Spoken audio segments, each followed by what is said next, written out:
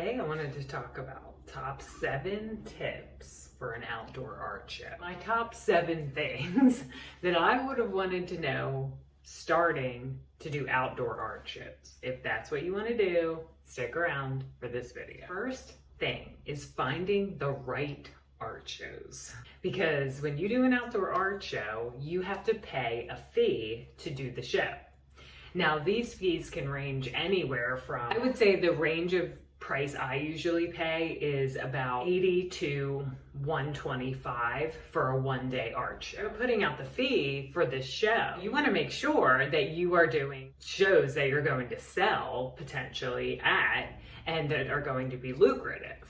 So this is a trial and error situation. Depends on the type of artwork you do.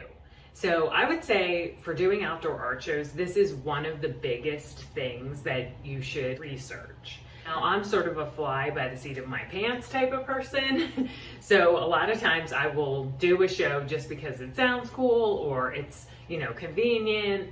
And then sometimes that bites me in the ass, so to speak, because I ended up spending the money and the crowd wasn't my crowd. I would say mostly it's the crowd's not your crowd, or it's that people don't want to buy, they're not spending the money, it's not an area that people really want to spend a lot of money. And when you're trying to sell artwork, you want to be in a place where people have the money to spend and they want to spend it. So this can take a trial and error period of finding the right shows to do, and then once you find them, to continuously do those shows. Once you find the show, the crowd, and the place, make sure you book those shows, and a lot of times you sort of need to plan out your year ahead, or at least plan out a few months ahead. I recommend doing it early so you can sometimes get an early bird rate or something like that, because the price sometimes goes up if you do it, after a certain date. So that's a good thing to know and to look for. Finding shows it's not too hard because there's lots of shows usually around, but it's finding the right shows that is the key. So I have done some unusual shows. My artwork is somewhat unusual, different, unique. It's not like I'm painting, regular stuff like a barns and bridges, and that's kind of the area I live in, is a lot of people like paintings of barns and bridges and things like that.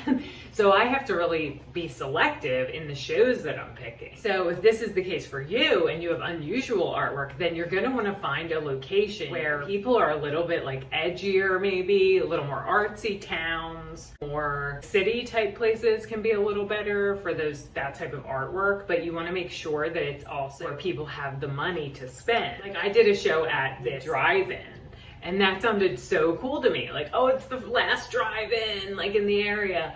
And I was like, that's gonna be so great, it's gonna be so cool. And the problem with that was, it was out in the middle of nowhere. The people that were coming to the show weren't really my crowd for art. So it really wasn't a lucrative art show. Even though it sounded fun and cool and unique, that wasn't the best show for me. You have to sort of think outside of the box, which I recommend doing. Now, that was an out of the box kind of place, but it wasn't quite my crowd because of the location.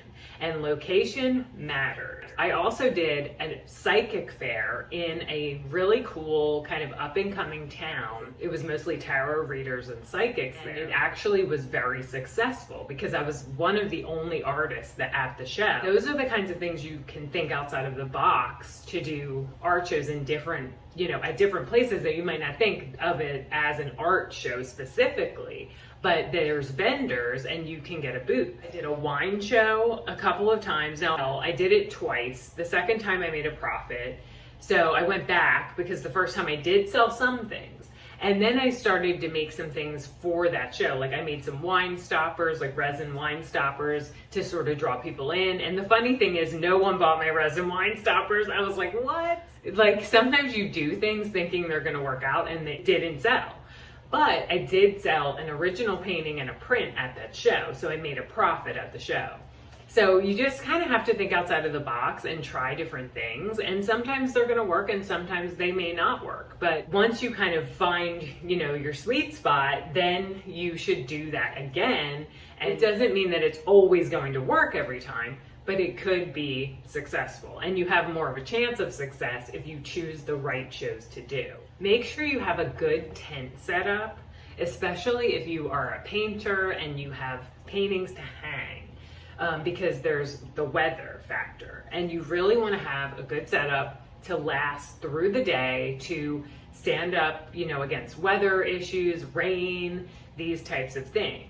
So I invested in a good tent setup, and I can link below the tent setup I have in the description below if you're interested in checking it out or anything like that, but I'll link it below. So I invested in a good tent setup, and it was absolutely worth it because I've had, wind and rain situations. Like I just had a show a couple weeks ago and there was like rain that day, so you can put the walls up. Usually with a good tent setup, you're gonna have mesh walls that you can hang your paintings on, and then you'll have a wall behind it, so that will sort of keep out the elements to some extent. And that is the tent setup I have, and I highly, highly, highly recommend getting something good like that, because so if you spend less money on something, you're probably going to have to replace it sooner. It's not going to stand up to the weather and all of the things that, taking it back and forth and all the things that happens with the tent. You're really serious about doing the shows, I highly recommend that. Also, take good care of your tent. That's important. Like in the rain, we just had that show with the rain, and hang out the tent to dry so it didn't get moldy and things like that. So if you take good care of the tent, it will last you many, many seasons. Plan out your setup before you go to the show.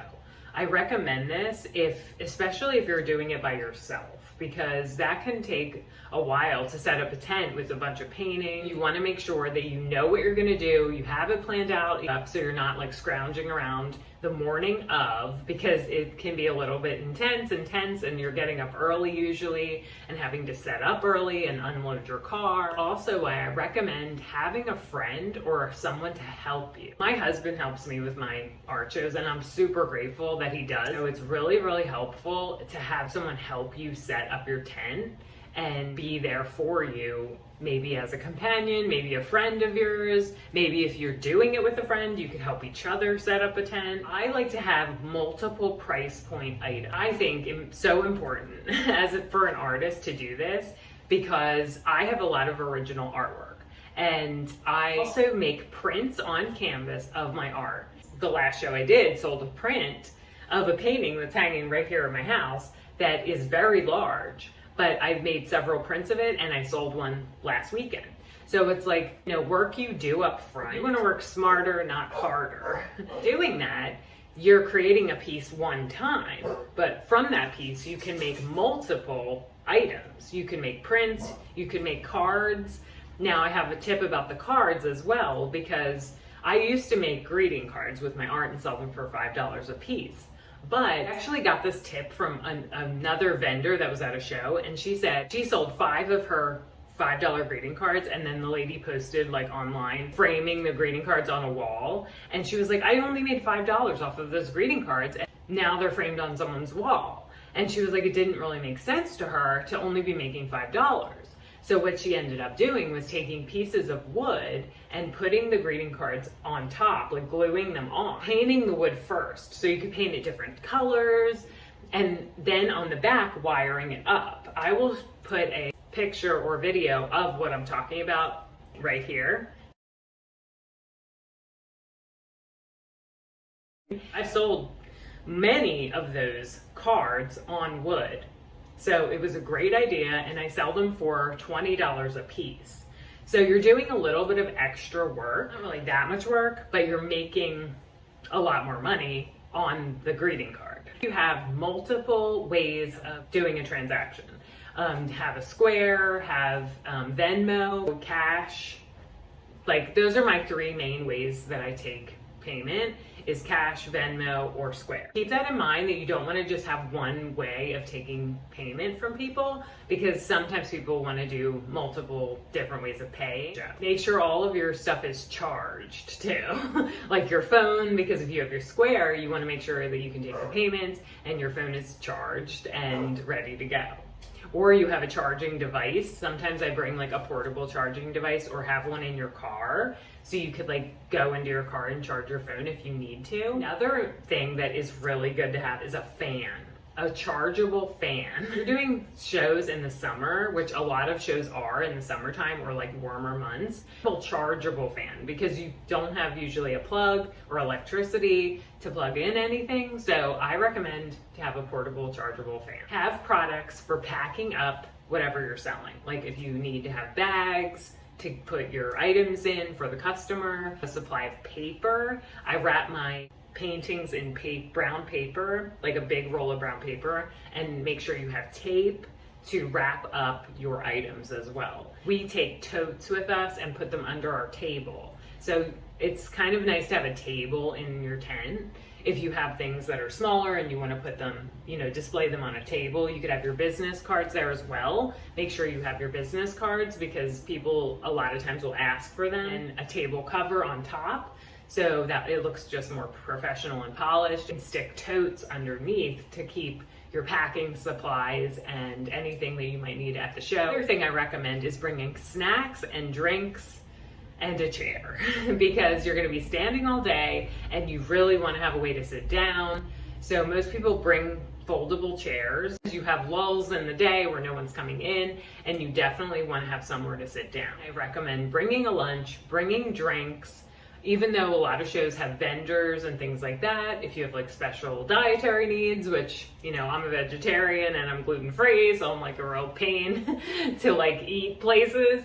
So I like to have all my stuff, with me, at least a snack of some kind or a sandwich or a lunch, water, beverages, whatever you want to bring. Those are my top 7 tips or I don't know, it's probably more than 7 tips, but my top things that I could think of to tell you if you were interested in doing outdoor art shows, that I recommend doing all of those things. And I may not have covered everything, but those were the things that came to mind. If you enjoyed this video, and if you did, please like and subscribe. I will see you in the next video.